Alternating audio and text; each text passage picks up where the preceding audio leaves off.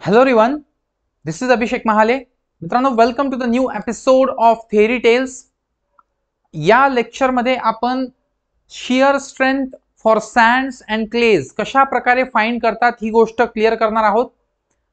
आणि ही आपण अशा पद्धतीने बघणार आहोत जी आपल्या पुस्तकांमध्ये डायरेक्टली दिलेली नाहीये. म्हणजे वेगवेगळ्या पॉइंट्सला आपण कनेक्ट करून शियर स्ट्रेंथ कॅल्क्युलेशन मध्ये ते कसे कामात येतात हे आपण बघणार आहोत. प्युअरली प्रॅक्टिकल कंडिशनच्या आधारे किंवा प्युअरली ॲक्च्युअल साईटवर किंवा टेस्टिंग लॅबोरेटरीमध्ये कसं फाइंड केलं जातं या गोष्टीला आपण समजून घेणार आहोत आणि आपलं काय लॉजिक असतं व्हेरियस टेस्ट मागे ते आपण समजून घेणार आहोत. बघा, बेसिकली मित्रांनो, काही टेस्ट असतात ज्याच्यात आपल्याला फॉर्म्युला यूज करून डायरेक्ट शियर स्ट्रेंथ मिळते. काही टेस्ट असतात ज्याच्यात आपल्याला शियर पॅरामीटर्स मिळतात जसं की सी आणि फाय. आणि काही टेस्ट असतात ज्याच्यामध्ये आपल्याला कॉम्प्रेसिव्ह स्ट्रेंथ मिळते. सो वेगवेगळ्या टेस्टचा वेगवेगळा सिम्पली काय मेथड आहे वेगवेगळी to find out the shear strength. But ultimate aim आपलं तेच आहे, to find the shear strength of soil. So without wasting any time, let us start the new episode of theory tales 5.1 episode, shear strength of sands and clays. बघा, मी कुठल्या प्रकारचं repetition करणार नाही. Repeat बघायचं असेल, कुठली गोष्ट स्किप झाली तर लगेच व्हिडिओ रिवाइंड करा, थोडा बॅकवर्ड जा आणि परत त्याला रिपीट बघा. नोट्स कंटिन्युअसली लिहित चला, शॉर्ट नोट्स लिहित चला, शॉर्ट पॉइंट्स नोट डाऊन करत चला. थेरी पॉइंट्स तुम्हाला याच्यात बरेच सापडतील जे तुम्हाला एमसीक्यू सॉल्व्ह करण्यामध्ये कामात येतील. So let us begin this episode. बघा, सगळ्यात अगोदर आपल्याला माहित असली पाहिजे general state of stress soil mass मधली. जनरल स्टेट ऑफ स्ट्रेस मध्ये आपण एक एलिमेंट आहे जो जमिनीच्या खाली आहे त्याला बघतो.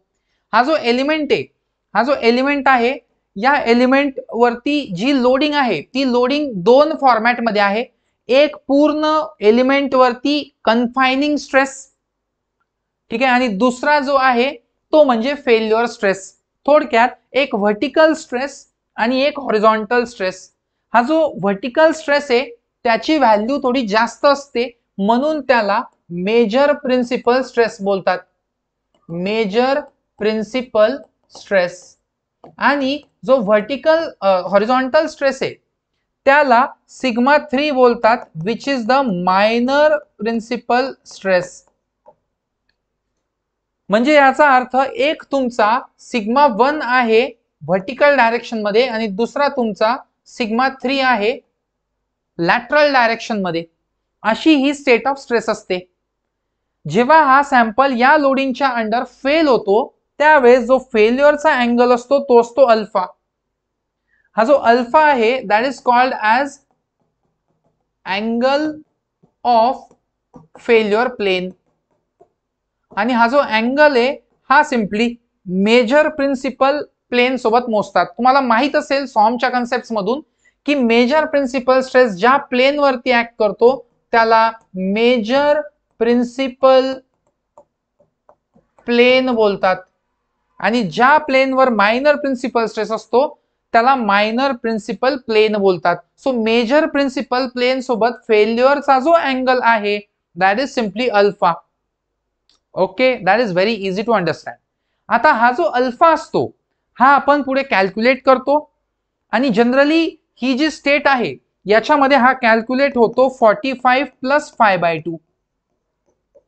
हा अँगल कॅल्क्युलेट होतो 45 + π/2. ठीक आहे, हा तुम्ही लक्षात ठेवा. ज्याच्यामध्ये फाय काय असतो, अँगल ऑफ फ्रिक्शन असतो.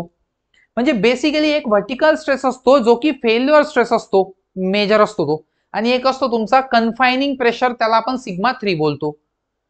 अशा प्रकारची ही जनरल स्टेट आपण तिथे बघतो कुठल्याही प्रकारच्या सॉइल मध्ये. पण मग काही फर्दर जर आपण याच्यात मॉडिफिकेशन्स केले आणि यांचं प्रिन्सिपल स्ट्रेसेसच्या हिशोबाने अनालिसिस केलं तर आपल्याकडे व्हेरियस पॅरामीटर्स आहेत जे रोल प्ले करतात सॉइलच्या शियर स्ट्रेंथ मध्ये. जसं की एक कोहेजन पॅरामीटर असतो, दुसरा फ्रिक्शन असतो, तिसरा मेजर प्रिन्सिपल स्ट्रेस, चौथा मायनर प्रिन्सिपल स्ट्रेस आणि पाचवा असतो अँगल ऑफ फेल्युअर म्हणजे अल्फा. तर ह्या सगळ्यांचं जे एक्सप्रेशन आहे ते आपण सिम्पली बघणार. म्हणजे सिग्मा 1 हा मेजर प्रिन्सिपल स्ट्रेस, सिग्मा 3 हा मायनर प्रिन्सिपल स्ट्रेस, सी म्हणजे कोहेजन ऑफ सॉइल, फाय म्हणजे angle of internal friction of soil आणि अल्फा जो असतो तो फेल्युअर प्लेनचा अँगल असतो with this major principal stress. आणि मग यांच्यामधलं जे एक्सप्रेशन आहे इंटर रिलेशनशिप, तर ती इंटर रिलेशनशिप काय? This inter relationship is sigma 1 equal to sigma 3 tan square alpha plus 2c tan of alpha. This is the general state of stress. हे equation is very important. Okay, हे तुम्हाला पाठच पाहिजे. हेच तुम्हाला सगळीकडे लागणार आहे, इवन अर्थ प्रेशर मध्ये सुद्धा. यातला जो अल्फा आहे, it is expressed as 45 plus 5/2 where this 5/2 is angle of friction. C is cohesion. Okay, sigma 3 is the minor principal stress आणि sigma 1 is the major principal stress. हे same equation तुम्ही triaxial taste मध्ये apply करतात. त्या ट्रायएक्झियल taste मध्ये तुम्ही या sigma 1 आणि सिग्मा 3 च्या व्हॅल्यूज सिम्पली काय करतात, अप्लाय करतात सॉइलवर, आणि त्यावरून अल्फा आणि फाय आणि सी च्या व्हॅल्यूज काढतात. म्हणजे तुम्ही काय करतात, तुम्ही सिग्मा 1 अप्लाय करतात आणि सिग्मा 3 अप्लाय करतात. म्हणजे जेव्हा तुम्ही ट्रायएक्झियल टेस्ट मध्ये सिग्मा 3 अप्लाय करतात तर त्याला तुम्ही सेल प्रेशर बोलतात, सिग्मा सी. ओके, आणि जेव्हा तुम्ही सिग्मा 1 अप्लाय करतात तर तो असतो additional stress plus sigma C. म्हणजे सिग्मा सी हा ऑल अराउंड असतो पाण्याने दिलेला, आणि वरून डेव्हिएटर स्ट्रेस लावतात, तो डेव्हिएटर स्ट्रेस असतो सिग्मा डी. तो आणि सिग्मा सी हे दोघं ऍड केले की मिळतो सिग्मा 1. पण आता इथे हे समजून घ्या की एक असतो मेजर सिग्मा 1, एक असतो मायनर सिग्मा 3, एक असतो अल्फा फेल्युअरचा अँगल जो की काढला तो 45 प्लस 5/2. 5 म्हणजे अँगल ऑफ फ्रिक्शन, सी म्हणजे कोहेजन. आता हे जर तुम्हाला माहित असेल तर वेगवेगळ्या सॉइलसाठी फॉर्म्युलेशन आपल्याला बनवता आलं पाहिजे. जसं की सपोज केस 1 तुमची आपण बघितली क्लेई सॉइलची. क्लेई सॉइल म्हटलं की तुम्हाला फाय इक्वल टू 0 लगेच आठवला पाहिजे, कारण क्ले मध्ये कुठल्याही प्रकारचं फ्रिक्शन नसणार आहे. म्हणून या फॉर्म्युल्यामध्ये तुम्हाला सबस्टिट्यूशन करता येईल आणि हा फॉर्म्युला बनवून जाईल sigma 1 equal to sigma 3 tan square 45 plus 5/2. ठीक आहे, कारण अल्फा जो असणार आहे तो असणार आहे 45 plus 5/2.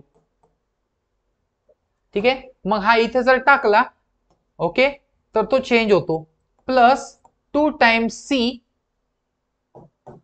tan of again 45 plus 5/2.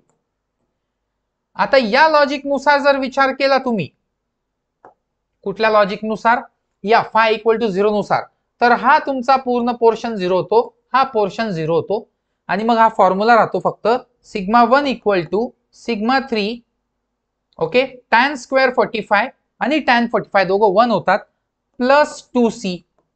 Okay, plus 2c. That is तुम्ही कोहेजन काढू शकतात. Cohesion equal to sigma 1 minus sigma 3 divide by 2. अशा पद्धतीने तुम्ही हे कोहेजन फाइंड करू शकतात. हा तुमचा कोहेजनचा फॉर्म्युला आला. ठीक आहे, ज्याच्यामध्ये एक नोट करण्यासाठी गोष्ट आहे की wear C is equal to Cu which is called as undrained cohesion. Undrained cohesion. आणि ही कोहेजन जी आहे या कोहेजन वरून तुम्हाला डायरेक्टली शियर स्ट्रेंथ काढता येते. म्हणजे काय, फर्दर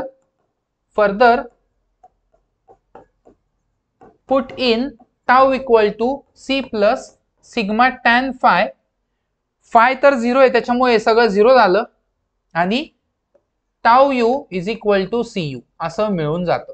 म्हणजे हा जो CU आहे आणि तो म्हणजेच कोण आहे, टाउ यू आहे. तर ही मिळते तुम्हाला अनड्रेन्ड कोहेजन वरून अनड्रेन्ड शियर स्ट्रेंथ. म्हणजे जर क्लेई सॉइल असेल तर जी शियर स्ट्रेंथ तुम्ही कॅल्क्युलेट करणार तिला अनड्रेन्ड शियर स्ट्रेंथ असं बोललं जातं. क्लेई सॉइलच्या कोहेजनला अनड्रेन्ड कोहेजन बोललं जातं. Very simple. पण हे आलं कशावरून, या जनरल स्टेट ऑफ स्ट्रेस वरून. Very easy to understand. खूप वेळेस तुम्हाला सेल प्रेशर इतकं आहे, डेव्हिएटर स्ट्रेस इतका आहे असं दिला तर find out the cohesion of soil if pure clay is tested in triaxial test. Pure clay जर टेस्ट करताय तर हाच फॉर्म्युला यूज करावा लागेल. डेव्हिएटर स्ट्रेस आणि सेल्फ प्रेशर यांचं लॉजिक पुढे आहे. ओके, ते सोडून द्या, ते तुम्ही ट्रायझल टेस्ट वाचलं की समजेल की सिग्मा 1 कोण असतो, सिग्मा 3 कोण असतो. सिग्मा 3 डायरेक्टली सेल्फ प्रेशर असतो, तो इथे पुट करायचा, आणि सिग्मा 1 जो असतो तो सेल्फ प्रेशर अधिक डेव्हिएटर स्ट्रेस असं ऍडिशन असतो. ते पुट केलं की कोहेजन भेटतं. मग अनड्रेन्ड कोहेजन विचारू द्या, अनड्रेन्ड शियर स्ट्रेंथ विचारू द्या, तुम्हाला हे जमलं पाहिजे. व्हेरी इझी क्लेचं. आता केस 2 जी आहे ती केस 2 आहे सँडी सॉइल साठी. आता सँडी सॉइलचा मुद्दा काय आहे, सँडी सॉइल म्हटलं म्हणजे काय की कोहेजन 0 होतो, बाकी फायदा असणारच आहे. म्हणून इथे येतो sigma 1 equal to sigma 3 tan square alpha plus 2c tan of alpha, आणि हा सरळ सरळ 0 होतो, म्हणजे हे पूर्णच गेलं. सो इथे उरला sigma 1 equal to sigma 3 tan square 45 plus 5/2. ठीक आहे. मग याला तुम्ही सिम्पली काय करू शकतात, साइन अपॉन कॉस वगैरे वगैरे करू शकतात आणि फर्दर फॉर्म्युलेशन तुम्ही बनवू शकतात. ओके, साइन अपॉन कॉस वगैरे असं तुम्ही करू शकतात, sine square alpha upon cos square alpha, आणि तुम्ही फर्दर फॉर्म्युलेशन बनवू शकतात. हे पण डायरेक्टली यूज करणं काही अवघड नाही. समजलं? ठीक आहे. सो हे तुम्ही डायरेक्टली केव्हा यूज करणार हे इक्वेशन, जेव्हा तुम्ही सँडी सॉइल सोबत डील करताय. फर्दर तुम्ही tau equal to C plus sigma tan phi जेव्हा करणार, ओके, तर याच्यामध्ये तुम्हाला tau is equal to C plus हा टॅन फाय जो आहे त्याची व्हॅल्यू तुम्हाला माहित पाहिजे. सी प्लस, आता सी तर 0 झाला, सो टाउ जो असतो तुम्ही फक्त इथे यूज करणार tau equal to sigma tan phi. Okay, तर मे बी तुम्ही इथे अंडर रूट करू शकतात याला, तर टॅन अल्फा मिळून जाईल आणि मग तिथून इनवर्स वगैरे करू शकतात. पण याचं फॉर्म्युलेशन आहे, हे फॉर्म्युलेशन तुम्ही यूज करू शकतात फर्दर. पण इथून पुढे तर तुम्हाला सॉल्व्ह करता आलं पाहिजे. Sine square upon cos square लिहायचा, इकडे तिकडे करायचं, आणि फाय जो आहे तो एका टर्म मध्ये घेऊन यायचा डायरेक्टली सेपरेट, तर ते तुम्हाला आणता येईल. बट कॅल्क्युलेशन अशा पद्धतीने इथपर्यंत होतं. तर हे तुमचं सँडी सॉइलचं. आता हे जे तुम्ही करतात, ठीक आहे, हे केलं. आता हे कशावरून केलं तुम्ही, हा जनरल इक्वेशन आहे, याच्यामध्ये क्लेची कंडिशन पुट करा, सँडची कंडिशन पुट करा, दोन गोष्टी फर्दर मिळून जातात. पण याच्यानंतर काय, याच्यानंतर when we have found the values of c and phi we can use the following equation. कोणतं, तर Mohr Coulomb equation, which is tau equal to C plus sigma tan phi, हे इक्वेशन. आता हे जे इक्वेशन आहे यामध्ये sigma जो आहे, या सिग्माच्या दोन केसेस आहेत, एक केस 1 आणि दुसरी केस 2. केस 1 की हा सिग्मा जो आहे इट इज टोटल स्ट्रेस, आणि केस 2 हा सिग्मा जो आहे इट इज इफेक्टिव्ह स्ट्रेस. म्हणजे हा सिग्मा जो आहे हा टोटल स्ट्रेस आहे, आणि इथे इफेक्टिव्ह स्ट्रेस आहे म्हणजे पोर वॉटर प्रेशर वजा करू नये. इफेक्टिव्ह स्ट्रेस म्हणजे काय, sigma dash equal to total minus u, आणि टोटल स्ट्रेस म्हणजे डायरेक्ट टोटल. मग जेव्हा तुम्ही हे असं लिहितात त्यावेळेस हे इक्वेशन येऊन जातं tau equal to C plus sigma tan phi असंच्या असं. तर याला तुम्ही ड्रेन्ड पॅरामीटर्स बोलतात. ओके, याला तुम्ही काय बोलतात, ड्रेन्ड पॅरामीटर्स बोलतात, बरोबर. पण जेव्हा तुम्ही इफेक्टिव्ह स्ट्रेस बोलतात त्यावेळेस तुमचं वेगळं होऊन जातं. ही तुम्हाला शियर स्ट्रेंथ कशी भेटते, tau dash is C dash plus sigma tan of phi dash, effective shear स्ट्रेंथचं इक्वेशन. तर हे असे दोन फरक तुमचे पडतात. ठीक आहे. सो बेसिकली हे तर सोडून द्या, इथे तुम्हाला सिग्मा डॅश जर पुट केला तर इफेक्टिव्ह शियर पॅरामीटर्स मिळतात, आणि जर तुम्ही फक्त सिग्मा पुट केला तर तुम्हाला टोटल स्ट्रेस पॅरामीटर्स मिळतात. असं हे तुम्हाला फॉर्मेशन करायचं असतं, आणि पुढे तुम्हाला शियर स्ट्रेंथ काढता येते. हेच तुम्ही जर डायरेक्ट शियर टेस्ट मध्ये गेले तुम्हाला डायरेक्ट शियर स्ट्रेंथ भेटते, tau equal to C plus sigma tan phi.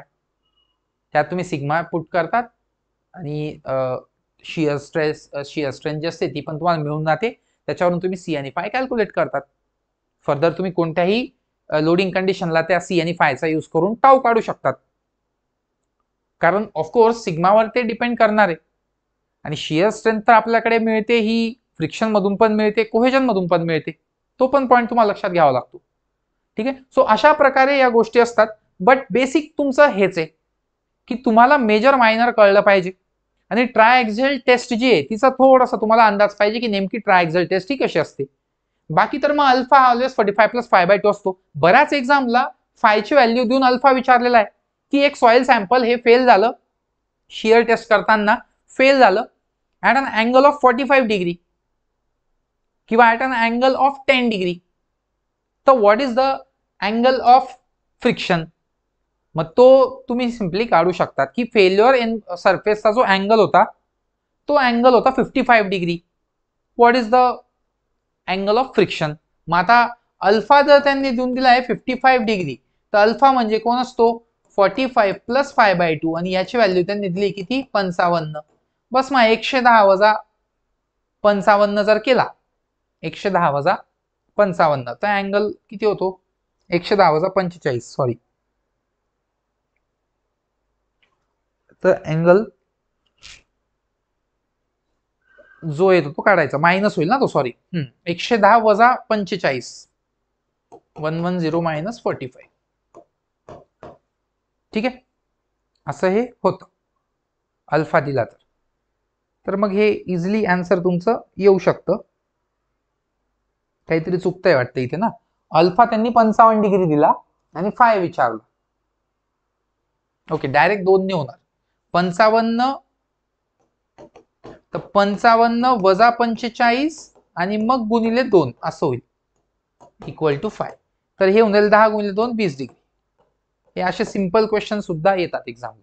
Okay so आवडला असेल तर लाईक करा, जरूर लाईक करा, शेअर करा. मे बी स्टेटसला ठेवताल तर स्टेटसला ठेवा किंवा तुमच्या ग्रुप्समध्ये शेअर करू शकता.